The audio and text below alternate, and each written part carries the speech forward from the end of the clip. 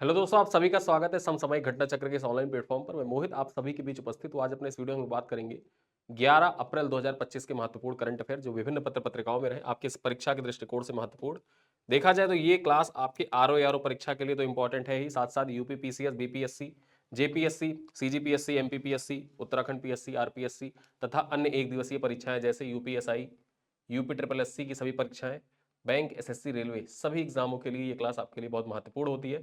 यहाँ पर डेली देखा जाए तो हम लोग न्यूज़पेपर को कवर करते हैं। न्यूज़पेपर में रही महत्वपूर्ण खबरें तथा विभिन्न वेबसाइटों पर जो आपके परीक्षा के दृष्टिकोण से इंपॉर्टेंट हो सकती हैं, जहां से अक्सर परीक्षाओं में सवाल पूछे जाते हैं, उन सब वेबसाइटों को खंगाल कर आपके समक्ष जो इंपॉर्टेंट खबरें होती हैं प्रस्तुत की जाती हैं। जैसे Dainik Jagran, the Hindu, Indian Express, DD News, PIB, ANI. देखा जाए तो ये क्लास आपकी जो होती है आपके न्यूज़पेपर पढ़ने का जो बर्डन होता है उसको कम करती है। इस क्लास का महत्व आप इस तरीके से समझिए कि जब भी करंट अफेयर आपके परीक्षाओं में पूछा जाता है तो वो पिछले देखा जाए तो 10 महीने का करंट अफेयर आपको तैयार करना होता है। और 10 महीने के करंट अफेयर तैयार करने में देखा जाए तो लास्ट 6 मंथ के जो करंट अफेयर होते हैं परीक्षा में 80% सवाल वहीं से आते हैं। और अब ट्रेंड बदल रहा है। पहले क्या होता था कि सारी चीजें एक पुस्तक को आप पढ़ के उनको तैयार करके आप अच्छे से जाते थे, करंट अफेयर की तैयारी आपकी संपूर्ण हो जाती थी। लेकिन अब जो डायमेंशन है, जैसा पैटर्न है, क्योंकि देखा जाए तो इंफॉर्मेशन टेक्नोलॉजी का युग है, इंफॉर्मेशन हर जगह उपलब्ध है। परीक्षक कहाँ से सवाल पूछ रहा है आपको कुछ भी नहीं पता हो चल सकता है, ठीक है, वो कौन से न्यूज़पेपर से कौन से पोर्टल को। तो इसी वजह से हमारी संस्था के द्वारा 1 जनवरी से ये वीडियो क्लास स्टार्ट की गई। वीडियो क्लास का महत्व इतना है कि आपके जो डेली न्यूज़पेपर होते हैं, मेरा कार्य इतना है कि मैं डेली न्यूज़पेपर पढूं, आपके लिए खबरें इकट्ठा करूं और आपके समक्ष प्रस्तुत करूं। साथ ही साथ कुछ लोगों का सवाल आता है डेली ग्रुप में कि क्या सर वीडियो क्लास कंप्लीट करने के बाद हमको कोई मैगजीन पढ़नी नहीं पड़ेगी। तो देखिए, कभी भी आप किसी भी टॉपर्स को सुनेंगे या कोई अच्छा जानकार अगर जो होगा, जो परीक्षा बार बार लगातार दे रहा है और क्वालिफाई हो रहा है, तो आपको यही सजेस्ट करेगा कि आपको करंट अफेयर के हमेशा 2 सोर्स फॉलो करने चाहिए। एक सोर्स पर आप कभी भी निर्भर मत रहिए, 2 सोर्स आपको हमेशा फॉलो करने चाहिए। तो 2 सोर्स जो फॉलो करने चाहिए उसी चीज को लेकर संस्था के द्वारा ये इनिशिएटिव शुरू किया गया और इसी के साथ एक इनिशिएटिव और स्टार्ट किया गया। हमारी जैसे किताब आती थी दृष्टि मैगजीन, दृष्टि मैगजीन आती थी परीक्षा के पूर्व, परीक्षा के 1 महीने पहले दृष्टि मैगजीन प्रकाशित होती थी, जिसमें पूरे साल भर की खबरें होती थी। 200 पेज की वो मैगजीन होती थी। 200 पेज में पूरे साल भर की खबरें समाहित करना इम्पॉसिबल है। कुछ चीजें ऐसी होती थी, कुछ खबरें ऐसी होती थी जो बहुत महत्वपूर्ण नहीं होती थी, लेकिन फिर भी वहां से परीक्षा में इस बार यूपी पीसीएस 2024 में सवाल पूछ लिए गए। तो इसी चीज को ध्यान में रखते हुए संस्था के द्वारा निरंतर दृष्टि के नाम से मैगजीन लॉन्च की गई और वो मैगजीन मंथली मैगजीन है। जैसे दृष्टि मैगजीन आती थी उसी प्रकार से निरंतर दृष्टि नाम से मंथली मैगजीन स्टार्ट की गई और ये है उसका प्रारूप। ठीक है, इसको आप देख सकते हैं। ये है निरंतर दृष्टि, ये हर महीने की मैगजीन आती है, 50 से 60 पेज की मैगजीन है। तो 2 सोर्स जो है आपके, वो दोनों सोर्स मैं आपको बता दे रहा हूँ कौन से आपको फॉलो करने हैं। एक आपको निरंतर दृष्टि फॉलो करनी है। निरंतर दृष्टि क्यों फॉलो करनी है ये भी मैं आपको बता दे रहा हूँ। हमारी जो क्लास होती है न्यूज़पेपर बेस्ड क्लास होती है और आप सब जानते हैं न्यूज़पेपर में बहुत सी खबरें ऐसी होती हैं जो आपके परीक्षा उपयोगी तो है, लेकिन न्यूज़पेपर में नहीं आ पाई किसी कारणवश, या कोई अन्य महत्वपूर्ण चर्चाएं चल रही हैं तो उन चर्चाओं पर ज़्यादा फोकस कर दिया गया और न्यूज़पेपर में नहीं आ पाई।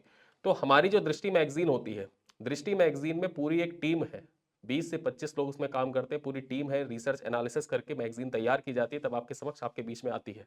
और वीडियो क्लास जो होती है, वीडियो क्लास डेली न्यूज़पेपर में जो आर्टिकल रहते हैं, जो इंपॉर्टेंट फैक्ट्स रहते हैं, डाटा रहते हैं जो कि परीक्षा के लिए उपयोगी हो जाते हैं, उन सबको मैं आपके समक्ष प्रस्तुत करता हूं। ठीक है, तो ये 2 सोर्स आपके हो गए। आप वीडियो क्लास फॉलो करिए।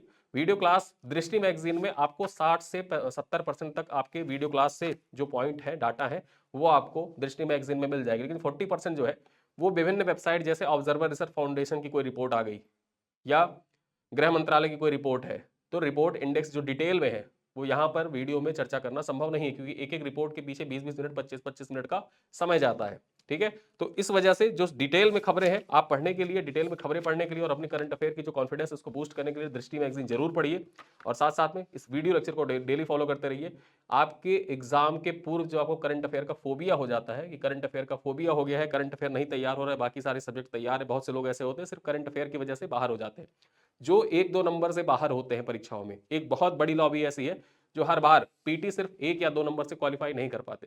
उनसे जब आप मिलेंगे तो उनके जहन में सिर्फ एक ही सवाल चलता रहता है कि सर करंट अफेयर तैयार होता तो हो जाता, करंट अफेयर तैयार होता तो हो जाता, करंट अफेयर नहीं हो पाया। करंट अफेयर क्यों नहीं हो पाया? ना हो पाने का रीजन ये है कि सिर्फ करंट अफेयर वो एग्जाम के पूर्व 1 महीना पहले या 15 दिन पहले छोड़ देते हैं, करंट अफेयर लास्ट में देखेंगे। करंट अफेयर लास्ट में देखने वाली चीज़ नहीं है, डेली आपको अपडेट रहना होगा चीज़ों से। आप निरंतर दृष्टि फॉलो करते रहिए, हमारी वीडियो क्लास फॉलो करते रहिए, हम सब कुछ आपकी डेली प्रैक्टिस भी कराते हैं। टेस्ट ऐप पर लगता है, डेली आप ऐप पर टेस्ट देते हैं, PDF हम प्रोवाइड कर देते हैं। 10 मिनट के अंदर आपकी सारी चीज़ें तैयार हो जाती हैं। आधा घंटा आपको वीडियो पे देना होता है और 5 मिनट आपको देना होता है ऐप पर टेस्ट लगाने के लिए।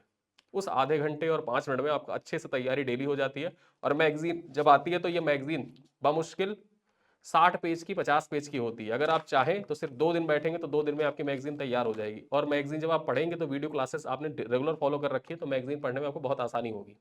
ठीक है, तो ये 2 सोर्स है फॉलो करने का, इसको फॉलो करिए। आपका जो करंट अफेयर का फोबिया है वो फोबिया एकदम से दूर हो जाएगा। चलिए स्टार्ट करते हैं अपनी इंपॉर्टेंट खबरें। उससे पहले सूचना है, सूचना ROAR online practice test series हमारी चालू है। इस वीडियो के डिस्क्रिप्शन में आप जाएंगे, कमेंट सेक्शन में जाएंगे, वहां पर आपको लिंक मिल जाएगा, इसको परचेज कर सकते हैं। 50 सेट है, इसमें 2500 प्रश्नों की आप प्रैक्टिस करेंगे। परीक्षा के अनुरूप सारे सेट को डिजाइन किया गया, जिसमें GS और हिंदी दोनों के प्रश्न समाहित है। GS के यहाँ पर देखा जाए तो 35 क्वेश्चन GS के होंगे और 5 यहाँ पर 15 क्वेश्चन जो होंगे वो हिंदी के होंगे। और खास बात यह है कि जो GS का सेक्शन है उसमें करंट अफेयर और रीजनिंग को भी समाहित किया गया है। यहाँ पर करंट अफेयर के लगभग 4 क्वेश्चन होंगे। 35 क्वेश्चन में 4 क्वेश्चन करंट अफेयर के होंगे और रीजनिंग के 2 क्वेश्चन होंगे। यानी कि एक समग्रता है इस टेस्ट सीरीज में। देखा जाए तो 200 क्वेश्चन का जो सेट होता है उसको हमने 4 भागों में तोड़ के आपके समक्ष प्रस्तुत किया है। ठीक है, तो आप एक अच्छे से तैयारी करने के लिए आपने डेली जो कुछ भी पढ़ा, सुबह से लेकर शाम तक आपने जो पढ़ा, रात में सोने से पहले आप प्रैक्टिस करने के लिए ROAR online practice test series को ज्वाइन कर सकते हैं। तो डेली शाम को आप चाहें तो प्रैक्टिस पर डे आप कर सकते हैं और प्रतिदिन, आज समय ऐसा है कि आप प्रतिदिन आपको प्रैक्टिस करनी ही करनी होगी।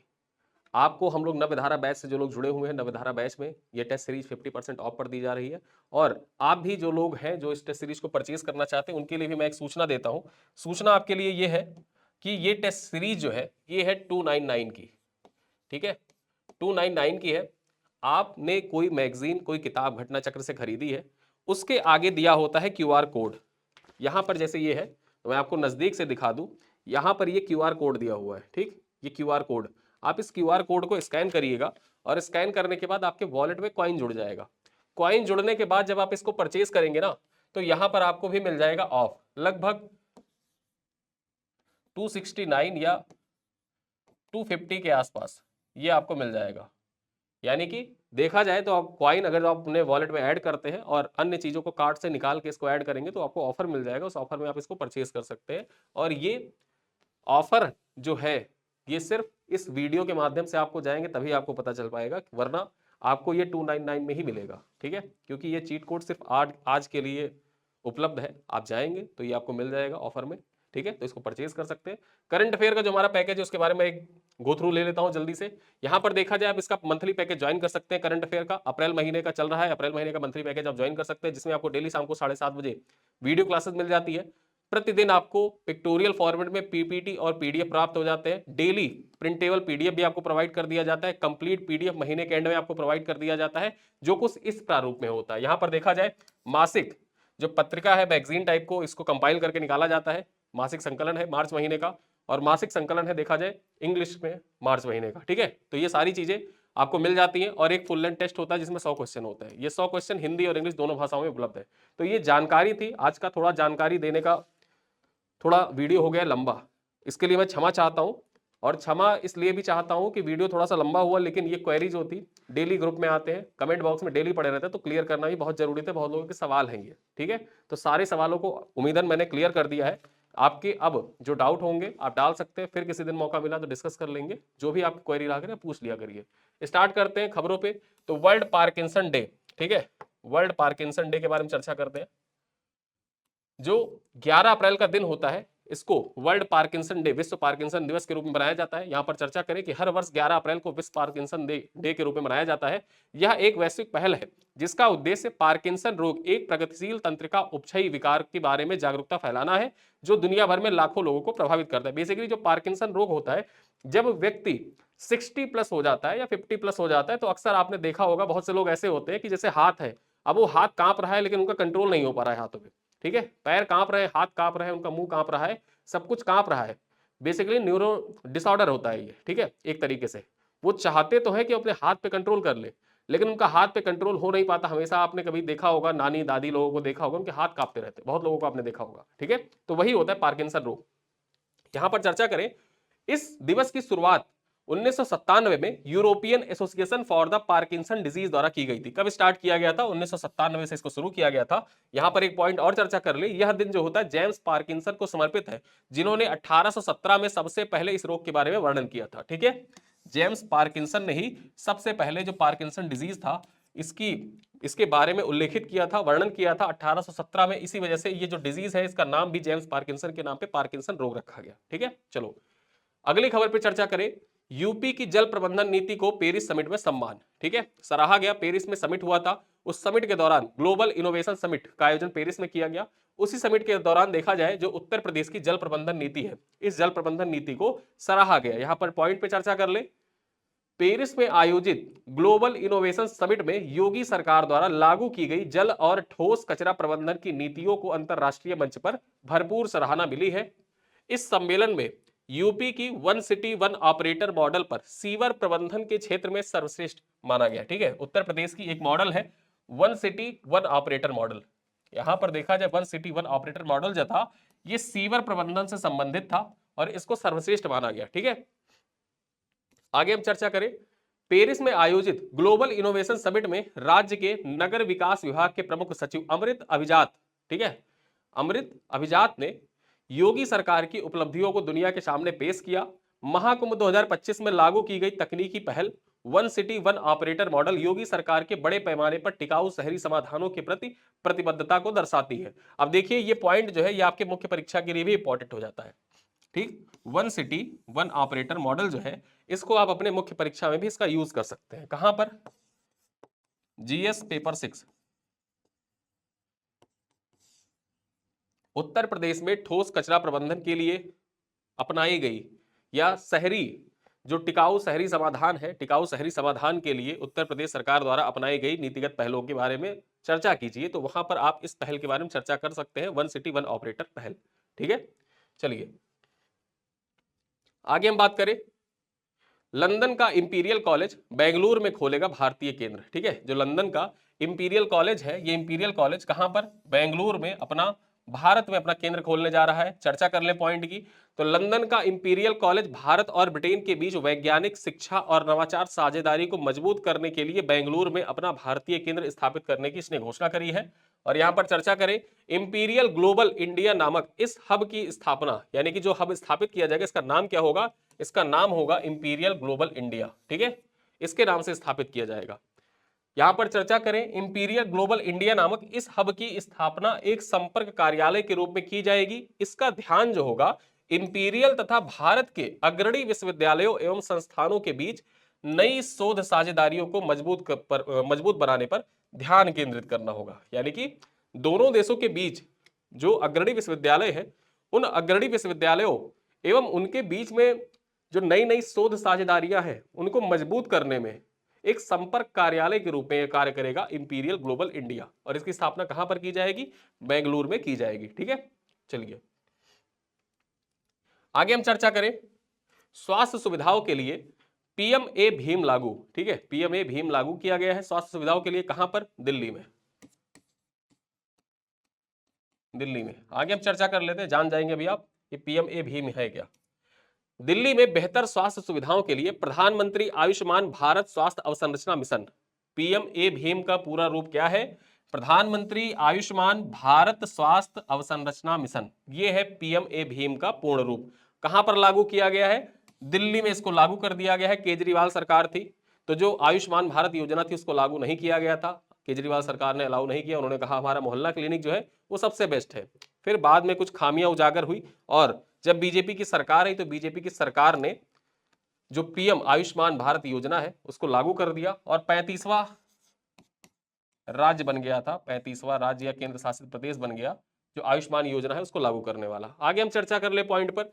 इस योजना के तहत दिल्ली सरकार को 1749 करोड़ रुपए राशि मिलेंगे, जिससे 1139 आयुष्मान आरोग्य मंदिर, 11 जिलों में एक एकीकृत सार्वजनिक स्वास्थ्य प्रयोगशालाएं तथा 9 अस्पतालों में क्रिटिकल केयर ब्लॉक का निर्माण किया जाएगा। ठीक है, यहां पर देखा जाए 1749 करोड़ रुपए दिल्ली सरकार को इसके लिए प्राप्त होंगे।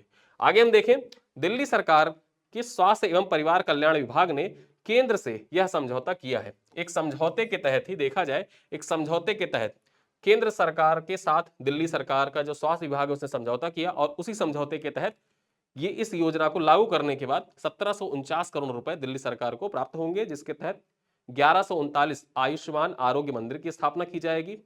दिल्ली के 11 जिलों में एक सार्वजनिक, ठीक है, एकीकृत सार्वजनिक स्वास्थ्य प्रयोगशालाएं स्थापित की जाएंगी और 9 अस्पतालों में क्रिटिकल केयर ब्लॉक का निर्माण किया जाएगा। ठीक है, चलिए अगली खबर पर चर्चा करें। द प्रिंट की खबर है, यहां पर क्या खबर है देख लेते हैं।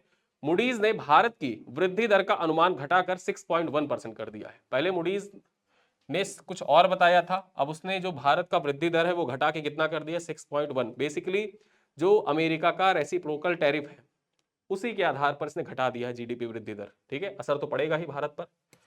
वित्तीय सेवा कंपनी मूडीज एनालिटिक्स ने 2025 के लिए भारत का सकल घरेलू उत्पाद जीडीपी का वृद्धि दर का अनुमान जो है इसको घटाकर 6.1% कर दिया है। कितना कर दिया है, 6.1% कर दिया है। आपके परीक्षा के लिए इंपॉर्टेंट है, याद रखिएगा, पूछा जा सकता है। यहां पर देखें तो मूडीज ने यह कदम अमेरिका की जवाबी शुल्क यानी कि रेसिप्रोकल टैरिफ से जुड़े जोखिमों को देखते हुए लगाया है। आगे देखें, अमेरिका भारत का सबसे बड़ा व्यापारिक साझेदार में से एक है, इसीलिए भारतीय वस्तुओं के आयात पर 26% शुल्क लगाने से व्यापार संतुलन पर भारी असर पड़ेगा। देखा जाए तो अमेरिका और इंडिया के बीच में जो ट्रेड रिलेशन है वो अच्छा खासा है, बहुत कुछ एक्सपोर्ट करता है इंडिया अमेरिका को। ठीक है, इंडिया देखा जाए तो एक्सपोर्ट सरप्लस की भूमिका में है।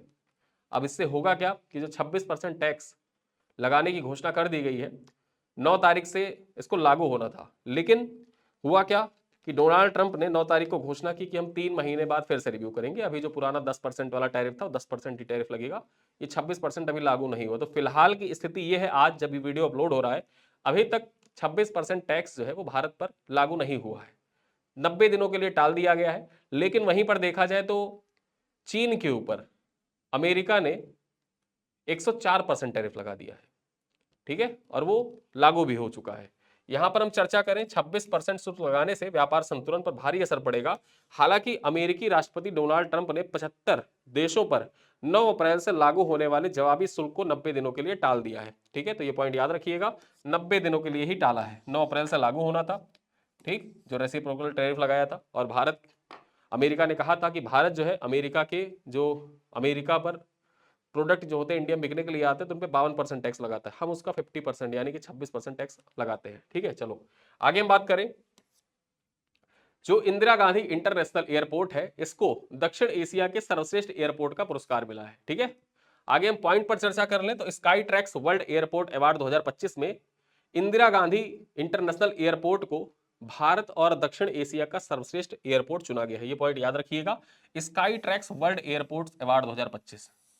इसके जरिए देखा जाए तो जो इंदिरा गांधी इंटरनेशनल एयरपोर्ट है इसको भारत तथा दक्षिण एशिया का, साउथ एशिया का सर्वश्रेष्ठ एयरपोर्ट चुना गया है। यहां पर चर्चा कर लें, इंदिरा गांधी इंटरनेशनल एयरपोर्ट संचालित करने वाली एजेंसी डायल का कहना है कि यह लगातार 7वां वर्ष है जब इंदिरा गांधी इंटरनेशनल एयरपोर्ट को इस सम्मान से नवाजा गया है। यानी कि लगातार 7 वर्षों से जो इंदिरा गांधी इंटरनेशनल एयरपोर्ट है वो sky tracks world airport award 2025, मतलब देखा जाए sky tracks world airport award तो प्रदान किए जाते हैं, लगातार 7 वर्षों से प्रथम स्थान पर रहा है और दक्षिण एशिया का सर्वश्रेष्ठ हवाई अड्डा घोषित किया जाता रहा है 7 सालों से। आगे हम चर्चा करें, 70 मिलियन से अधिक यात्री क्षमता वाले श्रेणी में यह दुनिया का शीर्ष 10 एयरपोर्टों में 8वें स्थान पर पहुंच गया है। यानी कि देखा जाए हर साल जहां पर 70 मिलियन से ज्यादा यात्री क्षमता वाला की जो कैटेगरी बनाई गई है उस कैटेगरी में शीर्ष 10 एयरपोर्ट पूरी दुनिया भर के जो है उनमें 8वें स्थान पर पहुंच गया है इंदिरा गांधी इंटरनेशनल एयरपोर्ट। आगे चर्चा करने, वैश्विक रैंकिंग में इसने सुधार करते हुए 2024 में 36वें स्थान से 2025 में 32वां स्थान हासिल किया है। ये तो 70 मिलियन वाली कैटेगरी हो गई। ठीक है, 70 मिलियन से अधिक जहां पर यात्री क्षमता है उसमें तो 8वां स्थान है, लेकिन पूरे दुनिया भर की जो रैंकिंग बनाई जाती है, ठीक है, पूरे दुनिया भर के जो टॉप रैंकिंग बनाई जाती है एयरपोर्ट्स की, उसमें देखा जाए तो 2024 में, ठीक है, 2024 में रैंक थी 36, लेकिन अब क्या हुआ है कि स्काई ट्रैक्स के द्वारा जो रिपोर्ट जारी की गई उसमें देखा जाए तो 2025 में 32वां स्थान हो गया है।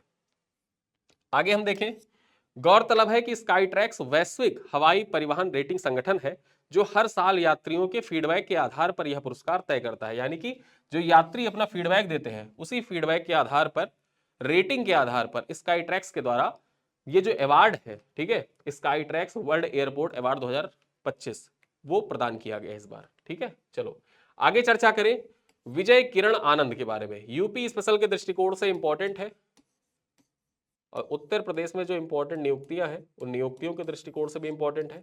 देखा जाए तो विजय किरण आनंद जो थे ये मेला अधिकारी थे।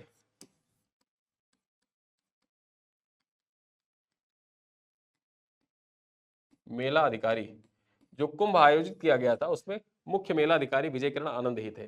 चर्चा कर ले प्रयागराज महाकुंभ की सफलता में अहम भूमिका निभाने वाले आईएएस अधिकारी विजय किरण आनंद को इन्वेस्ट यूपी का मुख्य कार्यपालक अधिकारी यानी कि सीईओ बनाया गया, चीफ एग्जीक्यूटिव ऑफिसर। जो इन्वेस्ट यूपी है, ठीक है, इन्वेस्ट यूपी का सीईओ किसे बनाया गया है? विजय किरण आनंद को बनाया गया है। और चर्चा कर ले यहां पर साथ ही अवस्थापना एवं औद्योगिक विकास विभाग में सचिव भी बनाया गया इन्हीं को। ठीक है, जो infrastructure and industrial development department है उसमें देखा जाए सचिव के रूप में एज अ सेक्रेटरी किसे नामित किया गया है? विजय किरण आनंद को ही नामित किया गया है और यह है विजय किरण आनंद, पहले मेला अधिकारी थे। ठीक है, आगे चर्चा कर ले इन्वेस्ट यूपी के पूर्व सीईओ अभिषेक प्रकाश के निलंबन के बाद यह विभाग सुर्खियों में छाया हुआ है। बेसिकली हुआ क्या था कि जो इन्वेस्ट यूपी था, ठीक है, इन्वेस्ट यूपी एक संस्था के रूप में विकसित किया गया उत्तर प्रदेश में जो इन्वेस्टमेंट है उसको आकर्षित करने के लिए। इसमें पिछले कुछ दिनों में देखा जाए चर्चा में ये इसलिए रहा कि यहां पर देखा जाए जो पहले सीईओ थे इसके पूर्व अभिषेक प्रकाश, वो भ्रष्टाचार के कारण सुर्खियों में आ गए थे। हुआ क्या था कि एक फर्जी आईएएस अधिकारी जो थे उन्होंने मतलब फर्जी आईएएस अधिकारी बन के और फर्जी जो एमओयू होता है कंपनियों से साइन कर लिया, करीब 6000 करोड़ के एमओयू साइन कर लिए। तो इस वजह से उनको उनके पद से हटा दिया गया, उनको निलंबित कर दिया गया अभिषेक प्रकाश को। ठीक है, अब उसके बाद ये जो सुर्खियों में आ गया इन्वेस्ट यूपी, और अब किसको बना दिया गया है? विजय किरण आनंद को बनाया गया है। उद्देश्य क्या है बनाने का? तो विजय किरण आनंद पर विभाग की छवि बेहतर करने और कामकाज में पारदर्शिता लाने के साथ साथ निवेश की रफ्तार बढ़ाने की भी जिम्मेदारी अब होगी। बेसिकली देखा जाए जो छवि खराब हुई है इन्वेस्ट यूपी की, उस इन्वेस्ट यूपी विभाग जो है उसका ये विभाग के रूप में कार्य करता है। ठीक है, ये जाने रहिएगा, विभाग के तौर पर कार्य करता है। आप ट्विटर वगैरह पर जाएंगे तो बाकायदा एक पेज बना हुआ है इन्वेस्ट यूपी का। ठीक है, जो महत्वपूर्ण वेबसाइट है जैसे यूपी गवर्नमेंट, ठीक है, इन्वेस्ट यूपी, मिशन शक्ति और उसके बाद मिशन रोजगार, ये सब इंपॉर्टेंट वेबसाइट है। ट्विटर पर आप इनको फॉलो करके रखिए। जो महत्वपूर्ण खबरें आपको चाहिए मुख्य परीक्षा के लिए, डाटा फैक्ट चाहिए, वो सारे डाटा फैक्ट यहीं से मिलते हैं। अगर आप ट्विटर पे हैं तो आप ट्विटर पे ऐसी चीजों को फॉलो करके रखिए जो आपके परीक्षा के लिए बहुत उपयोगी हो सकते हैं। जब भी आप खाली टाइम में बैठिए, आप क्या खोल सकते हैं? आप एएनआई खोल सकते हैं, आप आकाशवाणी खोल सकते हैं, आकाशवाणी सर्च करिए, upgov.in खोलिए, ठीक है, मिशन रोजगार सर्च करिए, इंस्टाग्राम पे भी आप सर्च कर सकते हैं, ट्विटर पर सर्च कर सकते हैं जिसको आप एक्स कहते हैं, इन्वेस्ट यूपी सर्च करिए, मिशन रोजगार सर्च करिए, मिशन शक्ति सर्च करिए। ये 3-4 जो आईडी है, वेबसाइट है, या जिनको आप बोलते हैं ऑफिशियल वेबसाइट है, इन सबको आप फॉलो करके रखिए। जो भी आपके इंपॉर्टेंट करंट अफेयर के यूपी स्पेशल के दृष्टिकोण से, आप आज नहीं तो कल, अभी आप आरओ दे रहे हैं, पीसीएस दे रहे हैं, अन्य परीक्षाओं को देंगे, जैसे पीसीएस का मेंस आपको देना है तो आपको जो डाटा फैक्ट इंपॉर्टेंट जो मिलेंगे, जितने भी डाटा फैक्ट इंपॉर्टेंट होते हैं वो सब आपको उसी वेबसाइट से मिलेंगे। ठीक है, चलिए अगली खबर पर चर्चा करें। एक पहली बार एआई से बनी फिल्म बड़े पर्दे पर रिलीज की जाएगी। ठीक है, यहां पर देखा जाए हिंदुस्तान की खबर है और आपके परीक्षा के लिए बहुत महत्वपूर्ण है। एआई से संबंधित जितने भी पॉइंट्स होते हैं वो आपकी परीक्षा के दृष्टिकोण से बहुत महत्वपूर्ण होते हैं। यहां पर क्या हो रहा है, एक फिल्म है, फिल्म का नाम है the wizard of Oz. The wizard of Oz, ये फिल्म पहले आ चुकी थी, ठीक है, करीब 1943 के आसपास ये फिल्म आई थी, लेकिन अब इसको फिर से नए तरीके से बनाया गया है और एआई से बनाया गया है इस फिल्म को। ठीक है, और यहां पर देखा जाए तो अमेरिका की द विजार्ड ऑफ ऑज फिल्म इतिहास रचने जा रही है। फिल्मों के इतिहास में पहली बार होगा जब पूरी तरह से आर्टिफिशियल इंटेलिजेंस से बनी फीचर फिल्म बड़े पर्दे पर रिलीज होगी। ठीक है, और यहां पर देखा जाए ये फिल्म कब रिलीज की जाएगी, तो यह फिल्म जून जुलाई में लॉस वेगस के ग्लोब नुमा थिएटर में दिखाया जाएगा। यह है थिएटर, इसी थिएटर में, लॉस वेगस का थिएटर है, यहीं पर पहली बार एआई से बनी फिल्म जो है इसको बड़े पर्दे पर प्रदर्शित किया जाएगा। चलिए आगे बात करें, इंडिया टुडे की खबर है और इस खबर को यहां पे हम चर्चा करते हैं। चीन में दुनिया का सबसे बड़ा ब्रिज, ठीक है, चीन के हुआजियांग ग्रैंड कैनियन ब्रिज जो है ये जून 2025 में खुलेगा। यह दुनिया का सबसे ऊंचा पुल होगा। इस पुल से गुइझाओ घाटी में यात्रा करने का जो समय है वो घट जाएगा। ठीक है, पहले जहां घंटों लगते थे अब सिर्फ 1 मिनट में आप गुइझाओ घाटी पर पहुंच जाएंगे। आगे चर्चा कर ले, वेपन नदी के तल से 625 मीटर ऊपर आसमान छूता हुआ यह ब्रिज इतना ऊंचा है कि बादलों को पुल के साथ गुजरते देखा जा सकता है। दुनिया का सबसे ऊंचा पुल बनने के साथ साथ यह 1420 मीटर या 4650 फीट ऊंचाई पहाड़ी क्षेत्र में बनने वाला दुनिया का सबसे बड़ा पुल भी है। ठीक है, यानी देखा जाए 1420 मीटर की ऊंचाई पर बनने वाला यह दुनिया का सबसे ऊंचाई पर बनने वाला पुल है। और देखा जाए तो ये किस नदी पर बना हुआ है, वेइपन नदी। ठीक है, चीन के वेइपन नदी पर बना हुआ है। परीक्षा में आपसे पूछ सकता है येलो रिवर पर बना है, मेकॉन्ग रिवर पर बना है, वेइपन नदी पर बना है, 3-4 ऑप्शन और दे दे तो उसमें आप जाने रहिएगा। वेइपन नदी पर 650 मीटर, वेइपन नदी का जो तल है उस तल से 650 मीटर, और जो वेइपन नदी बह रही है देखा जाए तो 1420 मीटर जो समुद्र तल है उससे 1420 मीटर की ऊंचाई पर। तो इस प्रकार से देखा जाए तो दुनिया का सबसे ऊंचाई पर बना हुआ सबसे ऊंचा पुल भी है। ठीक है, आगे चर्चा करें, इस पुल का वजन कितना है, तो इस पुल का वजन जो है 22,000 टन है तथा 92% हिस्सा पुल का पहाड़ों से ढका हुआ है, चारों तरफ पहाड़ों से घिरा हुआ है 92% हिस्सा। और इसके निर्माण में देखा जाए तो 28.6 करोड़ डॉलर रुपए की लागत आई है, यानी कि 28.6 करोड़ डॉलर की लागत से यह पुल बना है और दुनिया का सबसे ऊंचा पुल होगा। चलिए आगे बात करें, राजेश उन्नी को राष्ट्रीय समुद्री वरुण पुरस्कार से सम्मानित किया गया है। चर्चा कर ले पॉइंट पर, तो राष्ट्रीय समुद्री वरुण पुरस्कार जिसे डायरेक्टोरेट जनरल ऑफ शिपिंग द्वारा प्रदान किया जाता है, भारत के समुद्री क्षेत्र में दिए जाने वाला सर्वोच्च व्यक्तिगत सम्मान है। ये पॉइंट जाने रहिएगा, जो भारत का समुद्री क्षेत्र होता है, समुद्री क्षेत्र में दिया जाने वाला सर्वश्रेष्ठ और सर्वोच्च व्यक्तिगत सम्मान कौन सा है, राष्ट्रीय समुद्री वरुण पुरस्कार सर्वोच्च सम्मान है। किसके द्वारा दिया जाता है, इसे दिया जाता है डायरेक्टोरेट जनरल ऑफ शिपिंग के द्वारा। ठीक है, किसे प्रदान किया गया है, चर्चा कर रहे हैं तो 5 अप्रैल 2025 को मुंबई में आयोजित 62वें राष्ट्रीय समुद्री दिवस के अवसर पर सिनर्जी मरीन ग्रुप के संस्थापक राजेश उन्नी को यह प्रतिष्ठित पुरस्कार से सम्मानित किया गया है। यानी कि जो राजेश उन्नी है ये किस ग्रुप के संस्थापक है, तो राजेश उन्नी जो है ये सिनर्जी मरीन ग्रुप के संस्थापक है। ठीक है, सिनर्जी मरीन ग्रुप के संस्थापक है और इनको जो 62वां राष्ट्रीय समुद्री दिवस था इसी अवसर पर इनको सम्मानित किया गया है। आगे चर्चा कर ले, यह पुरस्कार उन व्यक्तियों को दिया जाता है जिन्होंने भारत के समुद्री परिदृश्य को आकार देने, उसमें महत्वपूर्ण बदलाव लाने और असाधारण योगदान दिया हो। यानी कि जो भारत का समुद्री क्षेत्र है उसको बेसिकली विकसित करने में जो अहम भूमिका जिन लोगों ने निभाई है उन्हीं लोगों को इस पुरस्कार से सम्मानित किया जाता है। किसे सम्मानित किया गया है, राजेश उन्नी को सम्मानित किया गया है। चलिए आगे देखें, नीलम धुंगाना नेपाल राष्ट्रीय बैंक की कार्यवाहक गवर्नर नियुक्त की गई है। ये है नीलम धुंगाना। ठीक है, और नेपाल राष्ट्र बैंक, जैसे भारत में आरबीआई है ना, सेम उसी तरह नेपाल राष्ट्र बैंक है। नेपाल का आरबीआई समझिए, उसको क्या कहते हैं, नेपाल राष्ट्र बैंक कहते हैं, और उसकी कार्यवाहक गवर्नर बनी है, आपकी परीक्षा के लिए इंपॉर्टेंट हो जाता है। नेपाल राष्ट्र बैंक के वरिष्ठ उप गवर्नर डॉक्टर नीलम धुंगाना जो है इनको कार्यवाहक गवर्नर नियुक्त किया गया है। यह नियुक्ति पूर्व गवर्नर महाप्रसाद अधिकारी के 5 वर्षीय कार्यकाल 6 अप्रैल 2025 को समाप्त होने के बाद की गई है। यानी कि 6 अप्रैल 2025 को जो महाप्रसाद अधिकारी थे वो रिटायर हुए और उनकी जगह पर अब देखा जाए वो पद खाली हो गया था, तो जो नीलम धुंगाना है इनको नेपाल का जो राष्ट्र बैंक है इसका कार्यवाहक गवर्नर नियुक्त किया गया। अभी जो परमानेंट गवर्नर है उनकी नियुक्ति नहीं हुई है। अगली खबर पर चर्चा करें, चीन ने व्यापार युद्ध के बढ़ने के जवाब में अमेरिकी वस्तुओं पर 84% का टैरिफ लगाने की घोषणा कर दी है। जैसा कि आप सब जानते हैं कि सबसे पहले अमेरिका ने जो रेसिप्रोकल टैरिफ है उसकी घोषणा करी 2 अप्रैल को, और उसमें देखा जाए चीन पर 34% के आसपास टैक्स लगा दिया। 34% के आसपास टैरिफ लगा दिया कि हम टैरिफ लगाते हैं चीन पर 34% का। अब उस 34% से इतर क्या हुआ कि 34% से इतर 50% का और टैरिफ लगा दिया। ठीक है, पहले कुछ परसेंट टैरिफ लगाए गए, फिर उसके बाद 50, टोटल 104% का टैरिफ अमेरिका ने चीन के ऊपर लगा दिया, जिससे कोई सामान मान लीजिए कि पहले 100 रुपए की बिकती थी तो अब वो 204 रुपए की बिकने लगी अमेरिका में। तो अब जो 204 रुपए में कोई चीज बिकने लगेगी तो लोग तुरंत एकदम स्वतः वो हो जाएंगे, कोई उससे सस्ती चीज उसी का सब्स्टिट्यूट मिल जाए तो उसको खरीद ले। तो एक प्रकार से देखा जाए तो अमेरिकी जो मार्केट है उसमें चीन का जो सामान था उस पर रोक लगाने का प्रयास किया गया। अमेरिका के जो चीन ने क्या किया, चीन ने भी पलटवार करते हुए 84% टैक्स लगा दिया। कोई अमेरिकन प्रोडक्ट जो पहले चीन में 100 रुपए का बिकता था अब वो 184 रुपए का बिकने लगेगा। तो उसी चीज को दोनों के बीच में देखा जाए तो ट्रेड वार एक तरीके से एक उग्र रूप ले चुका है। और हुआ ये था कि अमेरिका ने जब चीन पर टैरिफ लगाया, चीन ने तुरंत उस पर पलटवार कर दिया।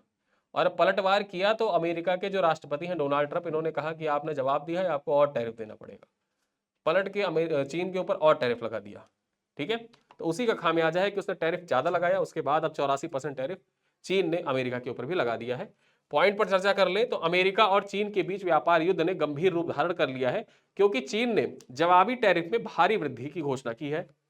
ट्रंप प्रशासन द्वारा चीनी आयात पर 104% शुल्क लगाए जाने के जवाब में चीन ने अमेरिकी वस्तुओं का शुल्क बढ़ाकर, ठीक है, टैरिफ बढ़ाकर 84% तक कर दिया है। यह निर्णय दोनों देशों के बीच व्यापारिक तनाव को एक नए स्तर पर ले गया है। यहां पर देखा जाए इस बढ़ते टकराव की स्थिति में चीन के कई कड़े कदम उठाए हैं, जिनमें निर्यात नियंत्रण लागू करना, अमेरिकी कंपनियों को ब्लैकलिस्ट में शामिल करना और विश्व व्यापार संगठन में आधिकारिक शिकायत दर्ज कराना शामिल है। देखा जाए तो चीन ने क्या किया है कि सबसे पहले तो टैरिफ की घोषणा कर दी, टैरिफ की घोषणा कर दी, साथ ही साथ जिसमें निर्यात नियंत्रण जो होता है निर्यात नियंत्रण भी लगाया, निर्यात नहीं करेंगे। ठीक है, उसके साथ साथ में क्या किया, कुछ अमेरिकी कंपनियों को ब्लैकलिस्ट करना भी शुरू कर दिया और WTO में उसने आधिकारिक शिकायत भी दर्ज कराई कि ये तो बहुत गलत हो रहा है। अब देखिए यहां पर भारत के लिए एक फायदा भी है और नुकसान भी है।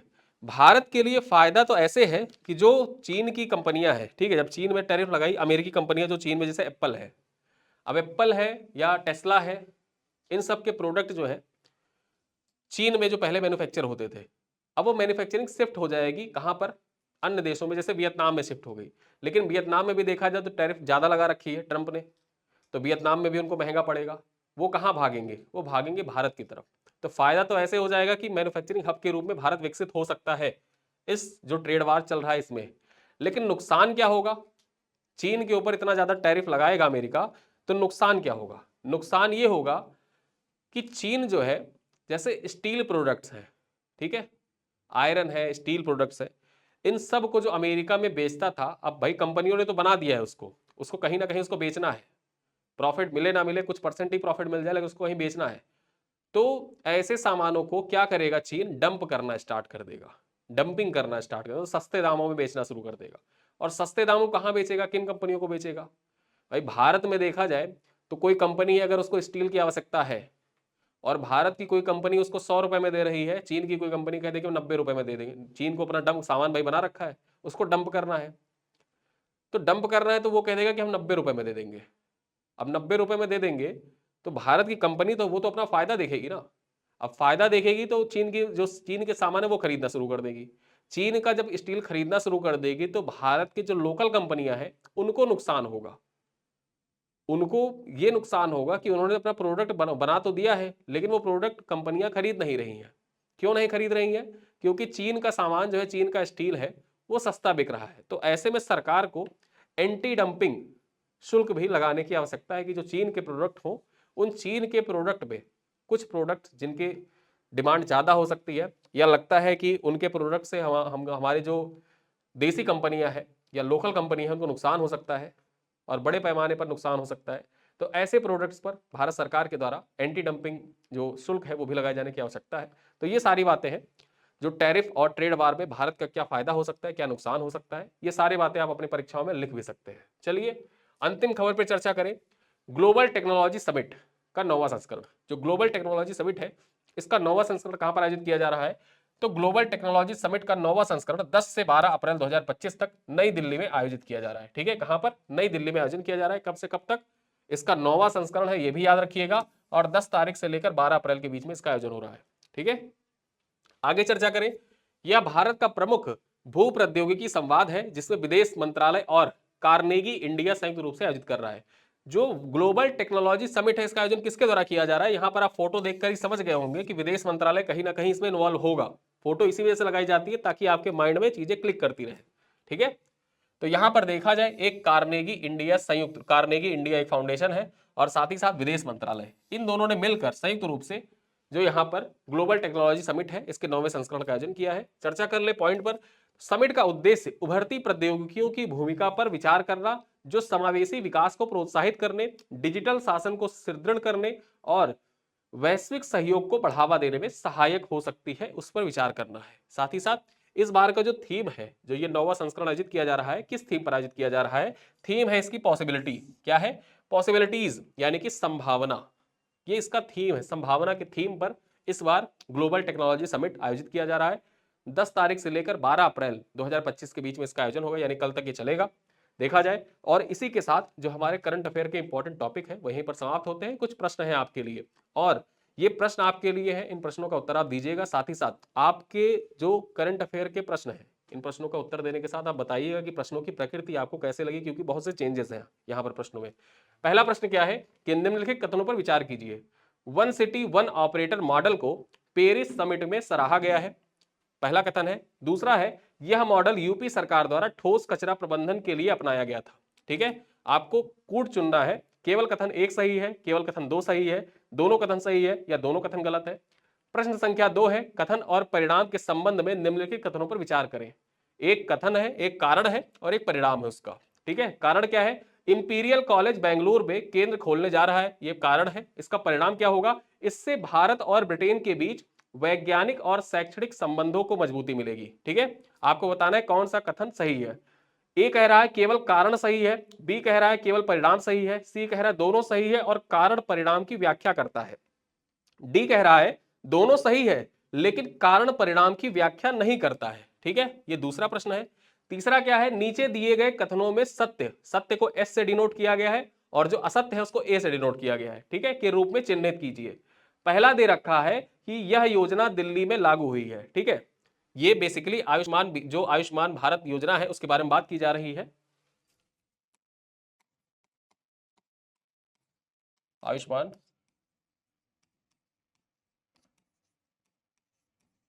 भारत योजना, ठीक है, उसके संदर्भ में बात की जा रही है। आयुष्मान भारत योजना के संदर्भ में निम्नलिखित कथनों पर आपको विचार करना है। यह योजना दिल्ली में लागू की गई है। यह योजना सिर्फ निजी अस्पतालों के लिए है। इससे 1139 आयुष्मान आरोग्य मंदिर स्थापित किए जाएंगे। ठीक है, अब आपको बताना है यहां पर कौन सा कूट सही है, सत्य और असत्य दोनों मिला के। जो सत्य है उसको एस से डिनोट किया गया है, असत्य को ए से डिनोट किया गया है। अब आपको इन चारों में चुनना है कौन सा सही है। A S A S, B S S A, C A S S, D S A A. ठीक है, इन चारों में आप चुन के बताइएगा। प्रश्नों की प्रकृति चेंज है, दिमाग लगा के बताइएगा। चौथा प्रश्न है, मूडीज एनालिटिक्स ने भारत की 2025 की जीडीपी वृद्धि दर का अनुमान कितने प्रतिशत कर दिया है? घटा के कितना कर दिया है? 6.8%, 6.5%, 6.1%, 5.9%। पांचवा प्रश्न है, इंदिरा गांधी इंटरनेशनल एयरपोर्ट को 2025 में भारत और दक्षिण एशिया का सर्वश्रेष्ठ एयरपोर्ट क्यों घोषित किया गया है? इसका नया टर्मिनल शुरू किया गया इसलिए, यह 70 बिलियन से अधिक क्षमता वाला है और यात्रियों को संतुष्टि उच्च है इसलिए घोषित किया गया है। इसकी सुरक्षा प्रणाली दुनिया में सबसे तेज है इसलिए घोषित किया गया है, या यह विश्व का सबसे लंबा रनवे है यहां पर, ठीक है, इसलिए घोषित किया गया। तो चार ऑप्शन है, चारों में से कौन सा सही है आप बताइएगा। क्वेश्चन नंबर 6, सही जोड़ा आपको बनाना है। ठीक है, चार ऑप्शन दिया है, तीन यहां पे कथन दे रखे हैं, विजय किरण आनंद, अभिषेक प्रकाश और इन्वेस्ट यूपी। अब आपको बताना है कि किस क्रम में सही है। देखिए, ऑप्शन ए कह रहा है सीईओ, पूर्व सीईओ उत्तर प्रदेश, सचिव सीएफओ मध्य प्रदेश, मुख्य सचिव सीएफओ राजस्थान, अध्यक्ष सीओओ दिल्ली। ठीक है, तो यहां पर इन तीनों का जो क्रम है वो बताना है, कौन सा उत्तर सही है ये आप बताइएगा। क्वेश्चन नंबर 7 कह रहा है, निम्नलिखित में से कौन सा कथन गलत है? एआई आधारित फिल्म द विजार्ड ऑफ ओज है। ठीक है, यह फिल्म एआई द्वारा निर्मित पहली फीचर फिल्म है। सी कह रहा है इसका प्रदर्शन लॉस वेगस में होगा, और डी कह रहा है यह फिल्म 2026 में रिलीज होगी। कौन सा कथन गलत है आपको बताना है। और अंतिम प्रश्न है, जो ग्लोबल टेक्नोलॉजी समिट 2025 है, इसका थीम क्या है? तो यहां पर ये 8 प्रश्न है, इनका थीम देख लीजिए। थीम आपको बताना है, थीम क्या है? Innovation for all, digital democracy, possibilities या ग्लोबल गवर्नेंस। ठीक है, तो ये 8 प्रश्न है। आठों प्रश्नों की प्रकृति आज मैंने थोड़ा चेंज करके रखी है। इन 8 प्रश्नों का उत्तर आपको कमेंट बॉक्स में देना है। वीडियो कैसा लगा ये भी बताइएगा।